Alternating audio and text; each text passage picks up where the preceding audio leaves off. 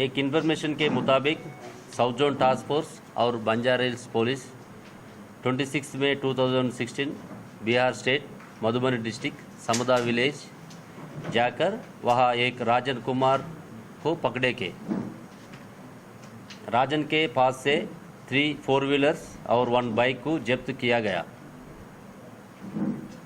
ये पूरा व्हीकल्स हैदराबाद के अलग अलग पुलिस स्टेशन लिमिट्स के चोरी करता था। इस केस में राजन को साथ DSO राजेश और प्रकाश अब्सकानी है। राजेश और प्रकाश ने पहले ओनर्स के पास से ओरिजिनल कीज को चुरा के राजन को देते थे। राजन से ये ओरिजिनल कीज लेके गाड़ी चुरा के बिहार भिजाते थे। वहाँ इस गाड़ियों को टैक्सी तरह बिहार नेपाल इस्तेमाल कर रहे हैं। इन गाड़ियों को अच्छा प्राइस बेचने दे की रहे हैं।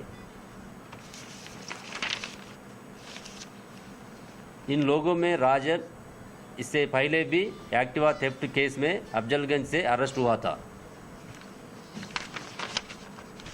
इस केस में एक्यूज्ड पर्सन राजन को और जब्त किया गया व्हीकल को बंजारा हिल्स पुलिस स्टेशन को फर्दर इन्वेस्टिगेशन के लिए हैंड ओवर कर रहे हैं।